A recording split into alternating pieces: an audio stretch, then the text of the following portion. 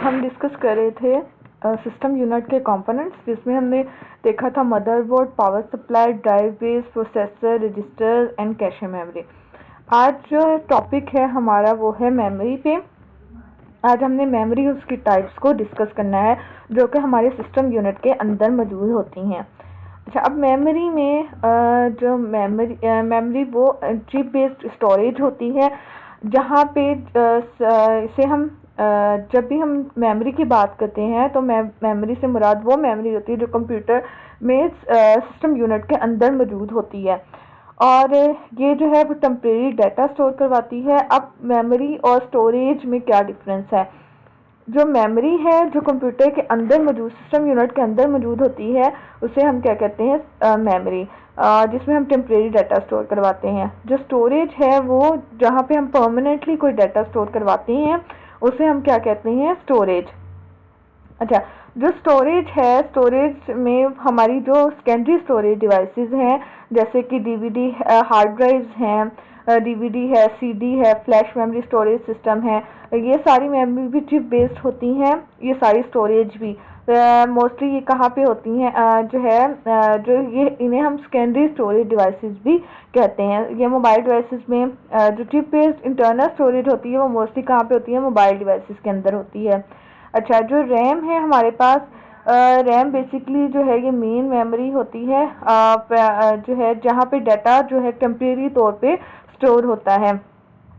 इसके अलावा जो है दो ऐसी मेमोरी, रैम के अलावा दो ऐसी मेमोरी हैं, जैसे कैशे मेमोरी है, जिन्हें हमें लास्ट हमने डिस्कस किया था, जो कि वोलेटाइल होती हैं रैम की तरह। ये भी जब तक जो है पावर ऑफ, ये भी वोलेटाइल होती हैं जब तक पावर ऑफ नहीं हो जाता तब तक इसमें डाटा रहता है। जब पावर ऑफ हो जाए तो क्या होता है? इनमें से डाटा रेज हो जाता है। बाकी जो मेमोरीज कंप्यूटर के अंदर होती है, रोम है, फ्लैश मेमोरी है, वो सारी की सारी क्या है? नॉन वोलेटाइल, हार्ड ड्राइव्स वगैरह। कैश रजिस्टर को हम ऑलरेडी डिस्कस कर चुके हैं, या तो मेमोरी वोलेटाइल होती है या नॉन वोलेटाइल। जो रैम है, रैम क्या होती है? वोलेटाइल। बाकी जितनी भी मेमोरीज हैं, स्टोरेज हैं, वो सारी क्या है? Non volatile. अच्छा, मेमोरी की बेसिकली दो टाइप्स हैं, प्राइमरी मेमोरी और सेकेंडरी मेमोरी। प्राइमरी मेमोरी वो मेमोरीज हैं जो हमारे कंप्यूटर में जो है सिस्टम यूनिट के अंदर मौजूद होती हैं। और सेकेंडरी मेमोरी, जिन्हें हम स्टोरेज भी कहते हैं, स्टोरेज डिवाइसेस भी कहते हैं। अभी हमने डिफरेंस चेक किया था मेमोरी और स्टोरेज में, तो जो सेकेंडरी मेमोरी है इन्हें हम स्टोरेज डिवाइसेस भी कहते हैं। ये सेकेंडरी मेमोरीज क्या होती हैं? इनमें से कुछ जो है हमारे सिस्टम यूनिट के अंदर होती हैं, कुछ हम बाहर से इंसर्ट करते हैं, जैसे सीडी है, डीवीडी है, ये हम बाहर से इन्हें इंसर्ट किया करते हैं कंप्यूटर के अंदर, यूज़ करते हैं इन मेमोरीज को। और बाकी जो हार्ड ड्राइव्स है, हार्ड ड्राइव भी सिस्टम यूनिट के अंदर होती है, फ्लैश मेमोरी भी होती है, क्लाउड स्टोरेज भी सिस्टम यूनिट के अंदर नहीं होती। तो सेकेंडरी मेमोरी जो जिन्हें हम स्टोरेज डिवाइसेस भी कहते हैं, कुछ इनमें से सिस्टम यूनिट के अंदर होती हैं और कुछ नहीं होती, और ये सारी के सारी नॉन वोलेटाइल होती हैं। जो प्राइमरी मेमोरी हैं इनमें दो मेमोरीज आती हैं, रैम और रोम, जिनको हम डिस्कस करेंगे आज। और सेकेंडरी मेमोरी को जब हम स्टोरेज डिवाइसेस डिस्कस करेंगे तब इनको डिस्कस करेंगे। अच्छा, जो प्राइमरी मेमोरी जिसमें से रैम जो है वो वोलेटाइल होती है और जो रोम है वो नॉन वोलेटाइल होती है, यानी रैम जब तक उसमें डाटा रहता है जब तक पावर ऑफ ना हो जाए। अच्छा, रैम जो है ये मेन मेमोरी होती है, जिसमें हमारे पास जो जो सीपीयू को डाटा चाहिए होता है वो सारा डाटा कहाँ पे मौजूद होता है? रैम के अंदर। यानी जिन इंस्ट्रक्शंस पे सीपीयू ने कोई एग्जीक्यूशन करवानी होती है, वो जो डाटा या इंस्ट्रक्शंस होती हैं वो रैम के अंदर मौजूद होती है। इसे मेन मेमोरी भी हम कहते हैं, सिस्टम मेमोरी या मेन मेमोरी। एसेंशियल हमारे ऑपरेटिंग सिस्टम के कुछ एसेंशियल पार्ट भी यहाँ पे स्टोर करवाए जाते हैं while the computer is running, जब कंप्यूटर रन करता है। अच्छा, और इसके जो हमारे रैम है ये परमानेंट टेम्परेरी मेमोरी होती है, और इसमें जो है ये वोलेटाइल है, तो इस content is lost when the computer is shut off. अच्छा, इसके अलावा जो हमारे पास रैम है इसकी दो टाइप्स हैं। अच्छा, एक और चीज़ यहाँ पे ये कि जब भी कोई हम इनपुट डिवाइस से जो भी डाटा या इंस्ट्रक्शन कंप्यूटर को देते हैं वो सिस्टम यूनिट में सबसे पहले हमारी प्राइमरी मेमोरी यानी मेन मेमोरी जो है रैम के पास जाता है, और फिर वहाँ से डाटा सीपीयू क्या करता है? वहाँ से डाटा को एक्सेस करता है। अच्छा, टाइप्स ऑफ रैम में हमारे पास दो रैम है, स्टैटिक और तीन रैम है, स्टैटिक, डायनेमिक और मैग्नेटिक।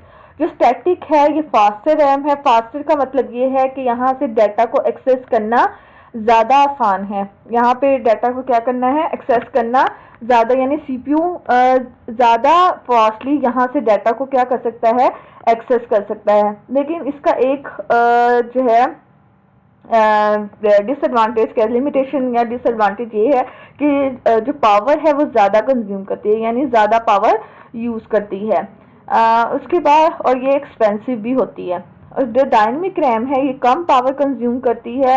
ये जो है स्टैटिक रैम से जो है स्लोअर होती है, यानी यहाँ सीपीयू को टाइम लगता है यहाँ से डाटा को एक्सेस करने में डायनेमिक रैम से।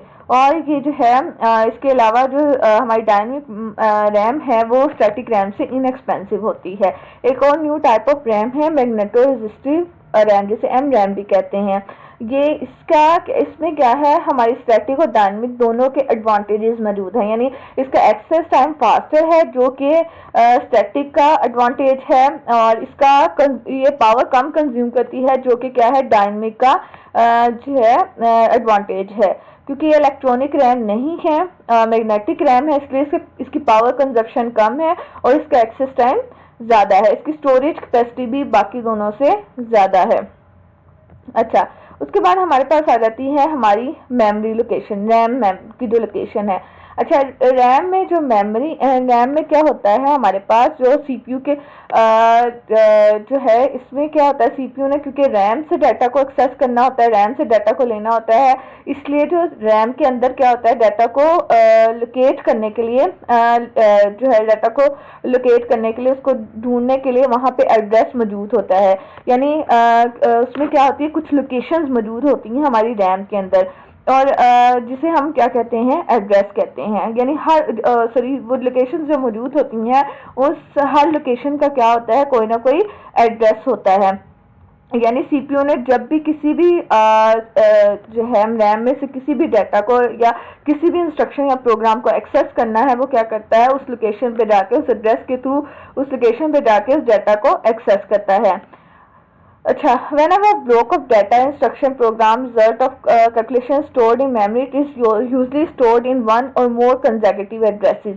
यानी वो डाटा भी इंस्ट्रक्शन पे डिपेंड करेगा। अगर एक जो है एड्रेस पे डाटा या इंस्ट्रक्शन हमारी नहीं रिजल्ट आ रहा, तो हम क्या करते हैं, एक या एक से ज़्यादा कंसेक्यूटिव एड्रेसेस भी यूज़ कर सकते हैं उस डाटा को स्टोर करवाने के लिए। वो उसकी साइज पे डिपेंड करता है डाटा या इंस्ट्रक्शन के। और कंप्यूटर क्या करता है, उसने कुछ डायरेक्टरी टेबल्स जो है वो सेट किए होते हैं, मेंटेन किए होते हैं, जहाँ पे हमें पता उन डायरेक्टरी टेबल्स में क्या रिकॉर्ड होता है। उनमें ये रिकॉर्ड होता है कि कौन सा डाटा की मेमोरी की किस लोकेशन के ऊपर पड़ा है, ताकि वहाँ से डाटा को ढूंढना और रिट्रीव करना आसान हो। जब भी कोई डाटा या इंस्ट्रक्शन, क्योंकि जब भी कोई सी डाटा इंस्ट्रक्शन की ज़रूरत ख़त्म हो जाती है, सीपीयू ने वो यूज़ कर लिया होता है, तो वो डाटा या इंस्ट्रक्शन वहाँ से क्या हो जाता है, फिनिश या रिमूव हो जाता है, तो वो स्पेस क्या हो जाती है, खाली हो जाती है, ताकि नया डाटा उस लोकेशन पे आ सके। यानी हर लोकेशन पे हर बार कोई ना कोई नया डाटा होता है। रोम, इसके बाद आगे हमारी दूसरी प्राइमरी मेमोरी कौन सी है, रोम। रोम जो है वो ये हमारी नॉन वोलेटाइल मेमोरी है, जिसे हम रीड ओनली मेमोरी भी कहते हैं। यानी यहाँ पे जो चीज़ भी डाटा या इंस्ट्रक्शन या प्रोग्राम स्टोर होता है वो परमानेंटली स्टोर होता है। अच्छा, अब रैम की तरह ये भी क्या होती है, सिस्टम यूनिट के अंदर मदरबोर्ड के साथ अटैच होती है थ्रू चिप्स। अच्छा, अब यहाँ पे रैम और रोम में डिफरेंस क्या है, रैम में डाटा रीड भी किया जा सकता है और राइट भी किया जा सकता है, लेकिन जो रोम है यहाँ पे डाटा को सिर्फ और सिर्फ हम क्या कर सकते हैं, रीड कर सकते हैं। यहाँ से डाटा सिर्फ रिट्रीव किया जाता है। यहाँ हम कोई ना कुछ डाटा, जैसे जो रैम है वहाँ पे कोई नई डाटा या इंस्ट्रक्शन, कुछ रिजल्ट स्टोर करवाते हैं, कोई नया डाटा या इंस्ट्रक्शन आती है वो स्टोर करवाते हैं, लेकिन रोम में किसी भी तरह का कोई भी डाटा हम एंटर नहीं कर सकते, कोई भी डाटा नहीं राइट कर सकते। लेकिन इसमें क्या होता है, इसमें वो वाला डाटा होता है जब कोई कंप्यूटर कंस्ट्रक्ट किया जाता है, तो उस जो कंप्यूटर के डेवलपर्स होते हैं, प्रोग्रामर्स होते हैं, वो क्या कहते हैं, ऑलरेडी उन्होंने रोम में कुछ ना कुछ डाटा रखा होता है। ठीक है। डिफरेंट कंटेंट जो है ऑलरेडी उसने रखा होता है, जिसमें कंप्यूटर का पूरा पूरा प्रोग्राम होता है, जिसकी मदद से कोई ना कोई हमारा कंप्यूटिंग डिवाइस क्या होती है, चल रही होती है। तो रोम में ऑलरेडी डाटा मौजूद होता है, जो किसी डेवलपर या जिसने कोई कंप्यूटिंग डिवाइस जो भी डेवलप की है, प्रोग्राम की है, वो उसने परमानेंटली कोई इंस्ट्रक्शन उसके अंदर रखी होती हैं। अगर रोम में जो चीज़ उन्होंने प्रोग्राम की है वो जो है प्रोग्राम में कोई एरर आ जाए तो हमारा कंप्यूटिंग डिवाइस क्या हो जाती है, उसमें भी कोई ना कोई प्रॉब्लम आ जाती है। यानी हम कंप्यूटर ऑफ करें ऑन करें, जो डाटा रोम में रखा हुआ वैसे रहेगा, वो इरेज नहीं होगा अनटिल कंप्यूटिंग में कोई प्रॉब्लम ना आ जाए, किसी तरह की कोई एरर ना आ जाए। अच्छा, जो रोम है अब रिसेंटली उसको रिप्लेस किया जा रहा है with the flash memory for any data that may need to be updated during the life of the computer. अच्छा, उसके बाद टाइप्स ऑफ रोम कौन सी हैं? पहली है वन टाइम प्रोग्रामेबल डिवाइस, यानी प्रोग्रामेबल जो रोम है ये क्रिएट की जाती है एक ब्लैंक मेमोरी के साथ, और पी रोम प्रोग्रामर इसको प्रोग्राम करता है। यहाँ जो भी डाटा या इंस्ट्रक्शन जो है कोई भी data, it allows users to add in data instruction ensuring no change can be made after programming. यानी एक दफ़ा ये जो पी रोम है इसको प्रोग्राम कर दिया गया है तो उसके बाद इसको चेंज नहीं किया जा सकता। यानी जो हमारी कैलकुलेटर है, कैलकुलेटर में रोम मौजूद होती है वो पी रोम होती है। वहाँ पे एक दफ़ा प्रोग्रामर ने कोई चीज़ प्रोग्राम कर दी है तो उसको इरेज नहीं किया जा सकता। अगर उसमें कोई चीज़ ख़राब हो गई है तो वो क्या करेगा, उस कैलकुलेटर को डिस्ट्रॉय कर देगा, क्योंकि जो पी रोम है वहाँ पे उस पी रोम को वो क्या करेगा, चेंज कर देगा। उस जो पी रोम उससे ख़राब हुई है, उसमें जो प्रोग्राम ख़राब हुआ है उसकी वजह से वो पी रोम डिस्ट्रॉय कर देगा, लेकिन उसमें वो हम चेंज किसी तरह एक दफ़ा जब प्रोग्राम हो जाए तो उसको चेंज नहीं किया जा सकता, क्योंकि जो रोम है वो प्रोग्रामर्स जो हैं वो इसको प्रोग्राम करते हैं। तो एक दफ़ा उनसे उसमें गलत प्रोग्राम हो गया है तो वो क्या करेंगे, उसको डिस्ट्रॉय कर देंगे उस रोम को, लेकिन उसको जो है यूज़ नहीं किया जा सकता, क्योंकि उसमें हम किसी तरह की दोबारा अल्टरेशन नहीं कर सकते। जो ई पी रोम है, इरेजेबल पी रोम है, प्रोग्रामेबल रोम है, इसमें डाटा को दोबारा से रीप्रोग्राम किया जा सकता है। यानी इसको मल्टीपल टाइम रेज करके हम दोबारा से डाटा को चेंज कर सकते हैं थ्रू अल्ट्रावायलेट लाइट। यानी हमें अल्ट्रावायलेट लाइट की जरूरत पड़ेगी वहाँ पे डाटा को इरेज करने के लिए और दोबारा उसको रीप्रोग्राम करने के लिए। अच्छा, जो डबल ई पी रोम है यानी इलेक्ट्रिकली इरेजेबल पी रोम, ये वो टाइप है। यहाँ पे जो जैसे कि हमारी जो ई पी रोम है वहाँ पे क्या था कि हम उसको जो है उसको वहाँ पे डाटा इरेज करने के लिए किसी न किसी स्पेशलाइज्ड टूल की ज़रूरत पड़ती थी या अल्ट्रावायलेट रेज की ज़रूरत पड़ती थी, लेकिन यहाँ पे ऐसा कोई जो है किसी भी तरह की कोई अल्ट्रावायलेट रेज, किसी भी तरह की किसी भी टूल की ज़रूरत नहीं पड़ती डाटा को रेज करके रीप्रोग्राम करने की। यहाँ पे इलेक्ट्रिकली डाटा को क्या किया जा सकता है, इलेक्ट्रिकली डाटा को इरेज किया जाता है और उसको दोबारा रीप्रोग्राम किया जाता है। यानी हमें किसी भी तरह की हाई अल्ट्रावायलेट रेज की ज़रूरत, लाइट्स की ज़रूरत नहीं पड़ती डाटा को रेज करके रीप्रोग्राम करने की।